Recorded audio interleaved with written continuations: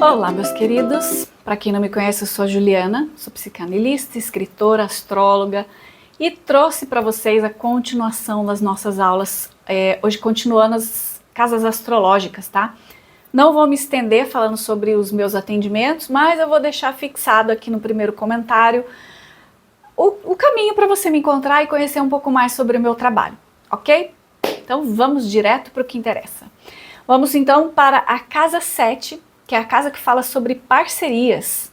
A casa 7, ela é uma casa angular, diurna, o planeta regente é Vênus, então ela é a casa dos casamentos, ela faz uma oposição ao ascendente, por isso que ela tem essa relação com as parcerias, com a sociedade, com os contratos assinados, especialmente aqueles que têm o papel passado mesmo. Os inimigos declarados também, então ali a gente vê parcerias, sociedades, negócios, contratos, ações judiciais também, enfim, parcerias é que eu me estendo assim, até não é só casamento, tá? É parceria que você estabelece, então é a forma como você estabelece os vínculos na vida, os laços afetivos. No corpo físico tem relação com os rins, com o aparelho urinário, com a glândula suprarrenal. Os aspectos positivos da casa é a etiqueta social, a cordialidade, a boa aceitação social, a diplomacia, que mais? O respeito, a elegância. Os aspectos mais negativos é a bajulação, o casamento por aparência, uma vaidade excessiva, separações, mau gosto, injustiça. Palavra-chave referente com a casa 7 é o eu vejo você. A casa 7, ela é uma casa que traz as maiores lições, por ela fazer essa oposição ali com o ascendente, sobre como você se vê. Apesar de eu ter falado lá na casa 2, que a casa 2 é a que fala sobre o valor que você dá para si mesmo, a casa 7, ela sempre vai impulsionar você a como você se vê, mas é principalmente como você se vê dentro das relações, como você se posiciona das relações, o que é que você espera das relações. Sempre é importante lembrar que o mapa, ele é a sua visão, ele é o seu ponto de vista, então ele é a sua verdade. Então, por mais que eu estou agora começando a falar da parte superior do mapa, né? Então eu estou começando a falar de assuntos que envolvem outras pessoas e outras situações, e não só o nosso mundinho pequenininho interior aqui, por mais que eu esteja falando de casamentos, de parcerias, de negócios, de sociedades, é como você se posiciona dentro das parcerias, dentro dos casamentos. Então, uma casa 7 cheia de desafios, cheio de planeta, e principalmente com muito aspecto ruim, é uma pessoa que tem uma lição muito grande em aprender a se posicionar dentro das relações. Saber onde que é que ela está escorregando, o que ela está derrapando ali, que ela não está entendendo, que ela precisa aprender como que ela está se posicionando. Por isso que essa oposição que ela faz com o ascendente é o eu, né? É o olhe para você.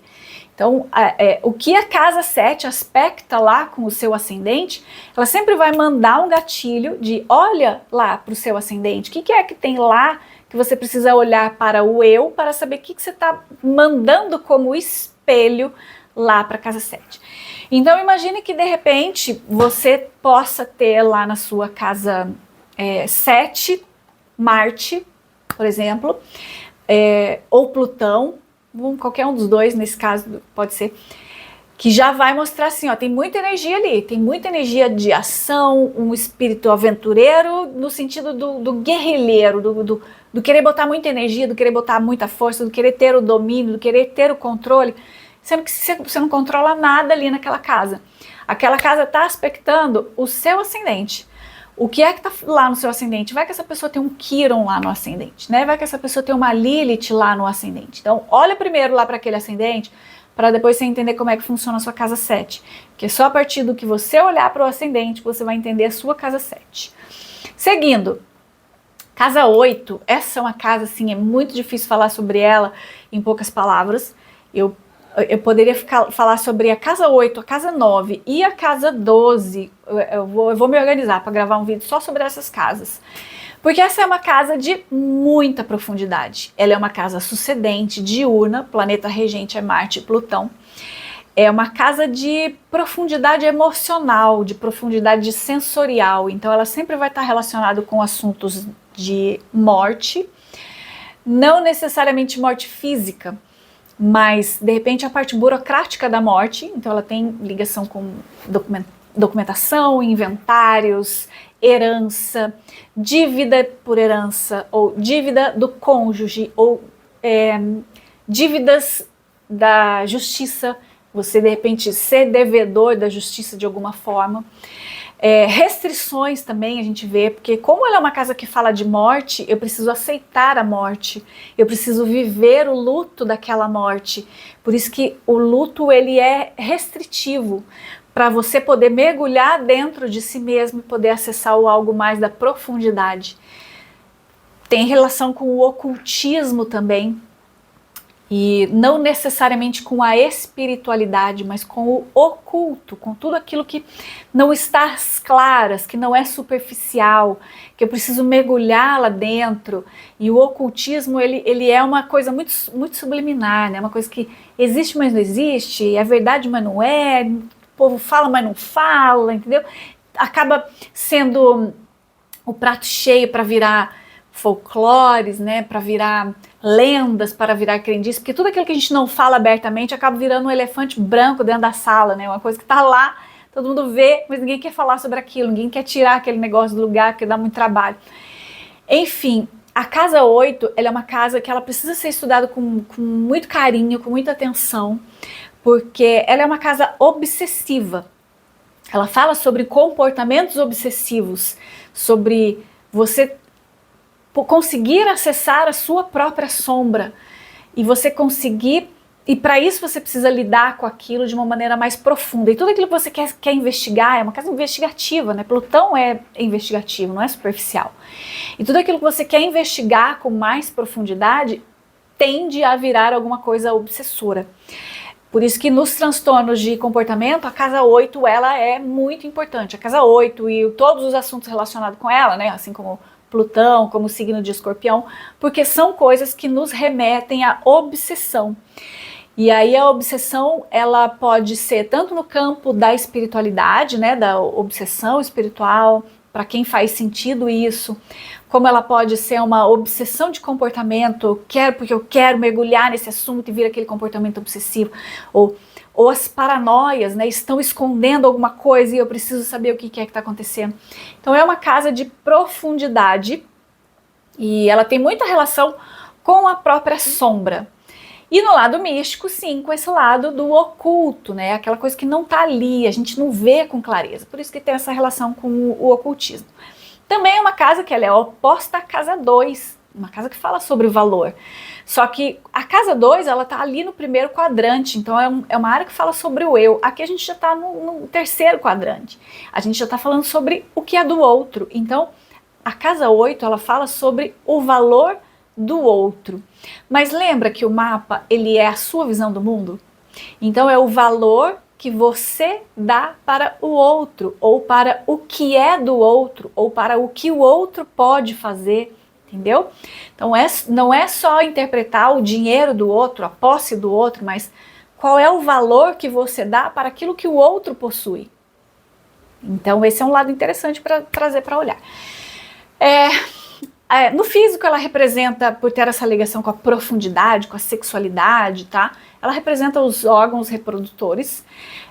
Nos aspectos mais positivos ela pode trazer essa fé, o magnetismo, esse entusiasmo, né, essa profundidade, a espiritualidade também, como é uma coisa que busca sair do rasinho, tem a ver com a perspicácia, com a liderança, com a estratégia, com aquilo que é instintivo, meio visceral.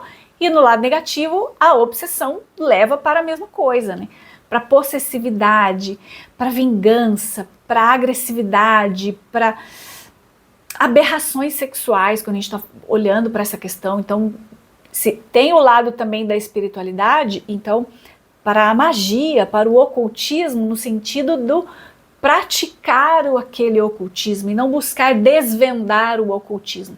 Ela é uma casa de assim, muitas facetas e vale a pena a gente estudar mais sobre ela, porque tem muitas informações. Eu vou me organizar para fazer um vídeo mais profundo sobre essas casas que tem essa veia de espiritualidade, de obsessão, de religiosidade, que também não deixa de ser uma forma de obsessão também, certo? A palavra-chave é eu me transformo, porque a partir da busca pessoal que a casa 8 promove, né, da mergulhar na própria sombra, que a gente busca a transformação de si mesmo. A casa 9 também é uma casa muito polêmica. Ela fala sobre o eu superior. É uma casa cadente, diurna, regida por Júpiter. E ela vai tratar das aspirações do espírito, da fé, da generosidade, do otimismo, da religiosidade, mas tudo aquilo que implica em rituais, em cerimônias, em dogmas, em castrações, enfim, né? Me fugiu a palavra, mas tudo aquilo que está muito relacionado com o seguir as regras, porque é uma casa filosófica, é uma casa que vai falar sobre filosofia. Então, um pensamento superior, por isso que ela tem essa relação também com os estudos superiores, com as universidades, com as viagens para o exterior, porque essa viagem para o exterior, ela pode ser tanto uma viagem física para um outro país, quanto uma viagem interna, para dentro de si mesmo, né? Na parte física, ela vai representar os quadris, as coxas, as pernas. O aspecto positivo da casa é a aventura, o espírito aventureiro, o entusiasmo, a religiosidade, a filosofia, né? Essa é uma casa que ela fala sobre a sabedoria, mas é a sabedoria adquirida. Adquirida através do conhecimento, por isso que ela é uma casa filosófica. E tudo aquilo que é mais filosófico nos faz questionar sobre a questão de onde eu vim, para onde eu vou, e aí tem essa conotação com a questão da religiosidade. Mas aqui é uma religiosidade mais voltada para regras e para dogmas, nem tanto uma filosofia espiritual, mas uma filosofia religiosa. Então tem a ver com a moral também, né? Com o aspecto de lapidação moral através da ética, através da moral. Já falei dos aspectos positivos, então a palavra-chave é eu aspiro. Casa 10 é a casa da reputação.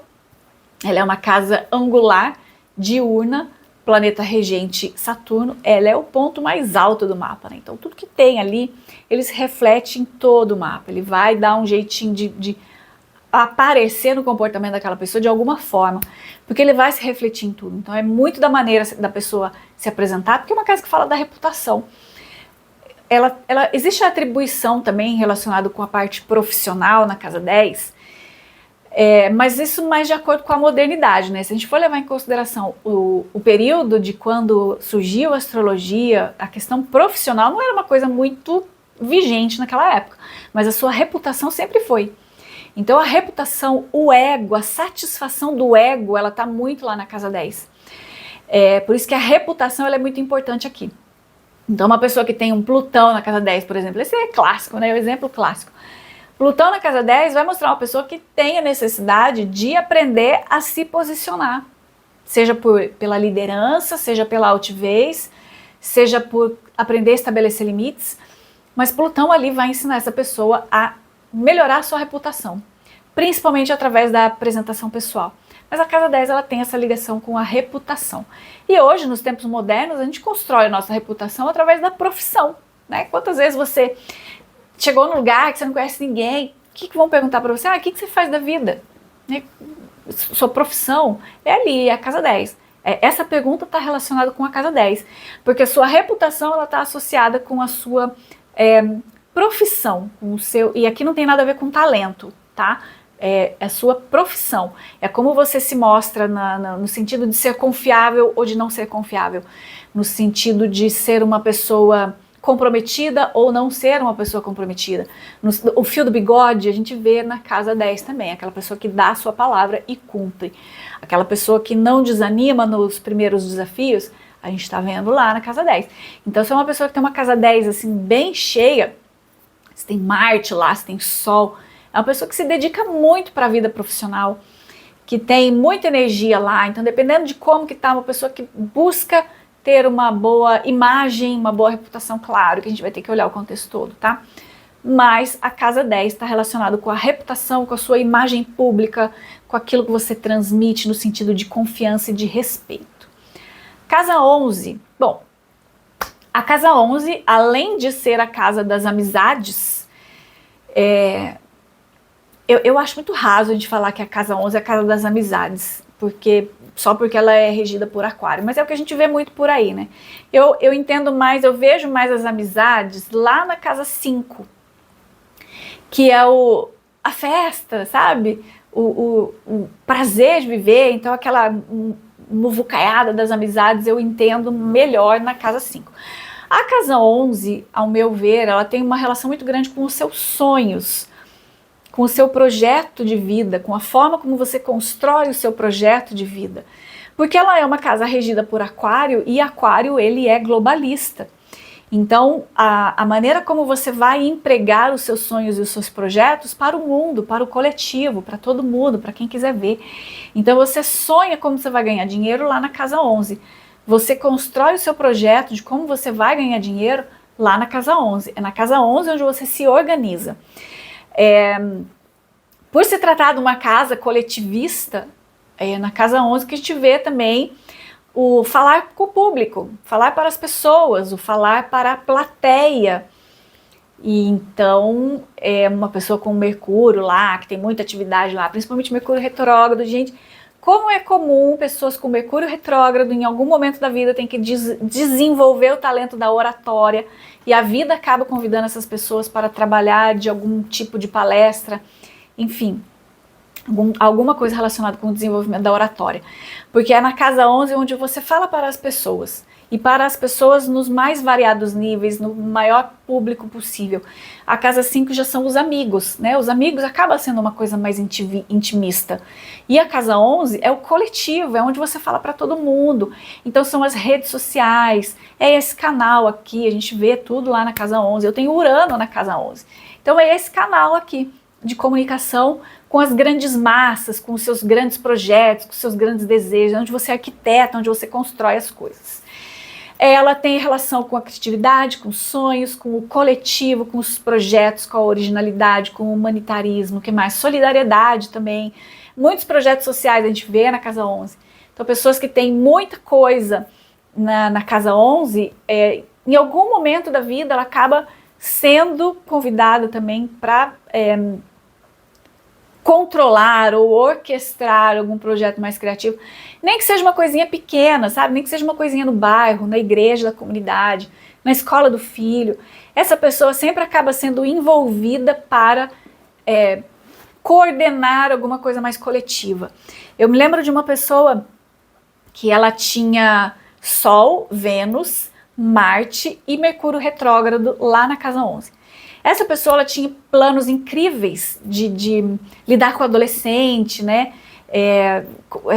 Fazer dinâmicas de grupo, mas nossa, ela tinha uma vergonha imensa de falar em público, o tal do Mercúrio retrógrado.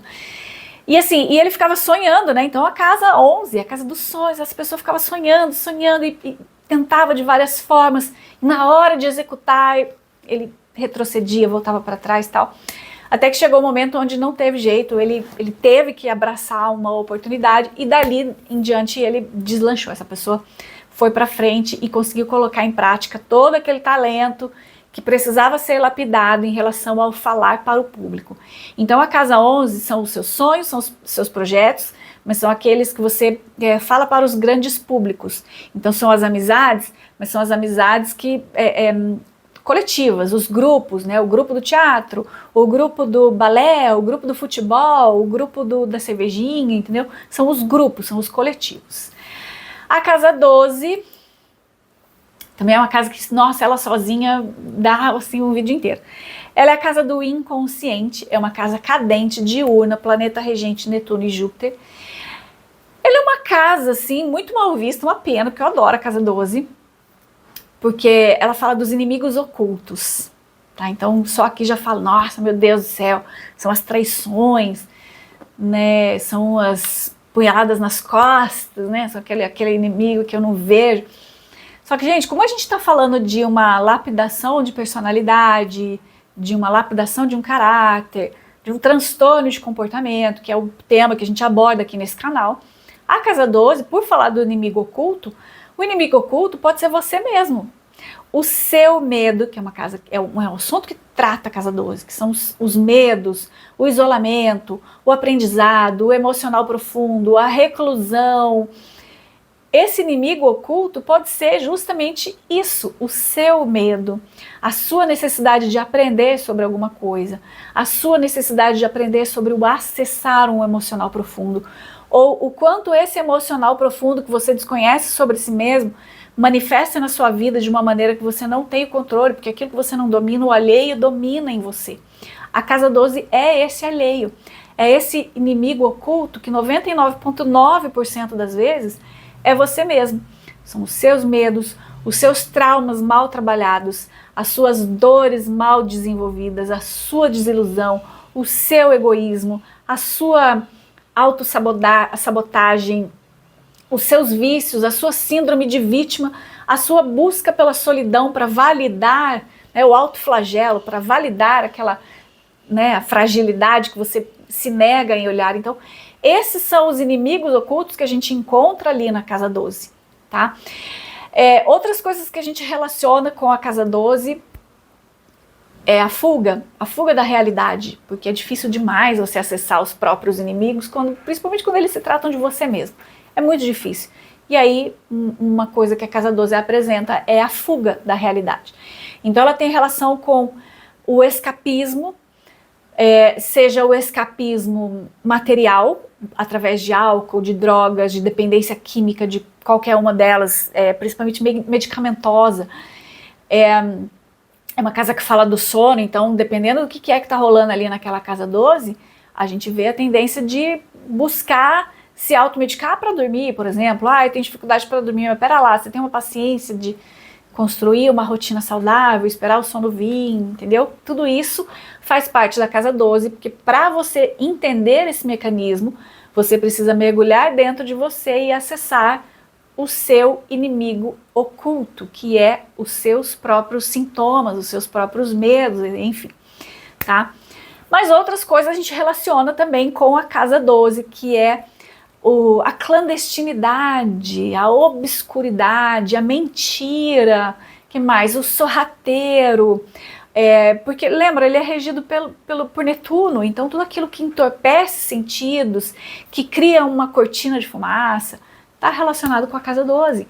Então o fugir da realidade de todas as formas, seja através da droga, do alcoolismo, do medicamento, do comportamento vitimismo, dos laços de dependência, as dependências que você cria, tudo isso está lá na casa 12, tá? Mas por outro lado, a hora que você acessa os seus inimigos ocultos, que são os seus traumas passados e tudo isso que a gente já falou, você abre também a oportunidade para você acessar o lado mais luminoso dessa casa, que é a espiritualidade. E aí essa é uma área onde eu enxergo a espiritualidade. Ao contrário da casa 9, que fala de religiosidade, de dogmas, de castração, de fanatismo, né? A casa 12, ela fala da fé, da espiritualidade, do acessar esse algo mais. Por isso ela tem ligação também com a devoção, com a inspiração, que mais? Com a vocação, com o isolamento. É uma casa do isolamento, é uma casa onde para você acessar tudo isso, você precisa se isolar, você precisa ficar um tempo com você mesmo, para entender esses fantasmas todos e colocar todos eles, cada um no seu devido lugar, e cada um com seu nominho, com a sua etiqueta lá, e saber como é que funciona. Gente, eu ficaria horas aqui falando da casa 12, porque quando a gente está falando do assunto do canal, que é o que eu adoro, que são os transtornos de personalidade, não tem como a gente separar uma coisa da outra, né? Não tem como eu separar uma tendência de comportamento da questão da negação da espiritualidade, porque eles meio que se misturam, sejam pela descrença, seja pelo desconhecimento, pela inconformidade de saber lidar com esse assunto, ou até mesmo pela forma fantasiosa de lidar com esse assunto, que existe muito também uma forma fantasiosa de lidar com isso. Então, enfim, acessar o seu próprio inconsciente faz parte primordial do entendimento de si mesmo. Por isso que ele é uma casa assim tão complexa, certo? Bom, é isso, gente. Eu vou deixar... Eu acho que dá tempo de eu falar agora. Eu vou continuar. As casas também a gente divide nos quadrantes. Então, a gente tem aqui, ó. Olha aqui. Hemisfério oriental, hemisfério ocidental, hemisfério inferior e o hemisfério superior. No primeiro quadrante, a gente tem o eu interior, onde o foco está em si mesmo, muita preocupação com os próprios problemas, é uma pessoa que vive obsessivamente as questões do eu. Então, quando você pega o mapa, que está tudo ali, ó, nesse primeiro quadrante, são esses temas que vão ser vigentes na vida da pessoa. O segundo quadrante é o eu interior no ambiente. Então o foco ele vai estar em servir, em criar, em cuidar. Costuma se relacionar com a habilidade da pessoa de ser mais intimista com família, com amigo, porque acaba relacionando com a presteza, né, com a prestatividade. O eu superior, lá no terceiro quadrante, que é o eu superior e a consciência. Então a pessoa aqui ela já se projeta, mas ainda se projeta com o auxílio do outro, mas ela já entendeu que ela pode se projetar. Então ela costuma buscar o sucesso e ela costuma levar para o sucesso também quem se relaciona com ela ali, tá? Ela busca o sucesso através da relação com as pessoas. Então aqui ela já entende que as pessoas elas não precisam ser servidas o tempo todo, que elas podem ser uma espécie de parceria. E por fim, o eu superior, que é o inconsciente, né? O eu no inconsciente. Então é aquela pessoa que costuma fazer as coisas por si mesmo, que não pede muita opinião para ninguém, não espera ajuda de ninguém, que não tem tempo disponível também para ninguém e que não tem tempo disponível para futilidades. Então você pega o mapa com os planetas todos centralizados ali, são aquelas pessoas que fazem, elas vão lá e fazem e não esperam nada de ninguém. Agora, também tem essa questão do hemisfério sul, né? Então, se você pega um mapa onde os planetas estão todos disponíveis ali do meio para cima, já me mostra que é uma pessoa com a tendência de ser mais alto astral do que baixo astral. Não que essa pessoa não tenha os momentos dela, ela tem os momentos dela, ela também precisa fazer a reclusão dela, mas é uma pessoa que ela não fica presa no baixo astral, ela já vai procurar se projetar mais para o mundo, porque ela quer o reconhecimento. Então, para ela ter o reconhecimento, ela busca superar as dificuldades e ela não fica parada. Se é um mapa mais voltado para o hemisfério norte, com tudo ali embaixo, é uma pessoa que tem a tendência de se cristalizar mais no baixo astral do que no alto astral. Isso também não quer dizer que é uma pessoa que nunca é feliz, que é mal-humorada. Não, não é isso. Mas quando essa pessoa acessa os momentos de tristeza, é mais difícil para ela sair desses momentos de tristeza. Porque são pessoas mais voltadas para si mesmas, mais interiorizadas, mais envolvidas com questões de família, por exemplo, tá? O mapa mais no hemisfério leste já indica pessoas que a decisão e a ambição representam uma coisa muito importante na vida da pessoa. Por isso que essa pessoa não espera nada de ninguém. E também é uma pessoa que não conta com a ajuda de ninguém. Ela faz tudo sozinha, ela vai lá, ela é iniciativa pura e simples, é essa pessoa. E no hemisfério oeste são aquelas pessoas que acabam dependendo mais da outra pessoa, que se envolvem mais em situações de dependência e acaba se sentindo mais limitado ou deixando os outros limitados, né? Porque é sempre numa mão dupla, tá? Nunca é uma coisa só. Nunca é uma pessoa que domina, é uma pessoa que domina, mas que se põe também em condição de ser dominada. O primeiro quadrante é a casa 1, que é o corpo físico, a postura externa, a casa 2, que são as posses e as finanças, a casa 3, que são os primeiros estudos e o meio onde vive. O segundo quadrante é a casa 4, o ambiente doméstico, a estrutura emocional, a casa 5, os filhos e a criatividade, a casa 6, a rotina e a saúde. O terceiro quadrante é a casa 7, o compromisso e as parcerias. A casa 8, as dificuldades, as crises, né, a morte. A casa 9 são as crenças, os estudos superiores, as viagens também. E o quarto quadrante, que é a casa 10, reputação. A casa 11 são os sonhos e os projetos. E a casa 12, que é o inconsciente, né, que é o lado oculto da vida. Então aqui, gente, ó, a gente já viu muita coisa e eu vou até já passar uma tarefa, já vou deixar aqui uma atividade para vocês fazerem. Faça um desenho da mandala, primeiro tenta fazer de mente, não interessa se vai estar certo ou se vai estar errado, mas faz o desenho lá, coloca as 12 casas, coloca o que você acha que é em cada casa, qual signo que é em cada casa, qual é o planeta regente de cada casa, pinta por cor, né, elemento terra, elemento água, porque isso é um exercício, você vai já exercitando a sua mente a trabalhar dessa forma, tá? E aí eu acho que nos próximos vídeos, no final, já dá pra gente começar a analisar. Eu vou pesquisar um mapa bem gostosinho, bem facinho, pra gente já ir fazendo algumas análises. Certo? É isso, pessoas. Nos vemos então no próximo. Tchau!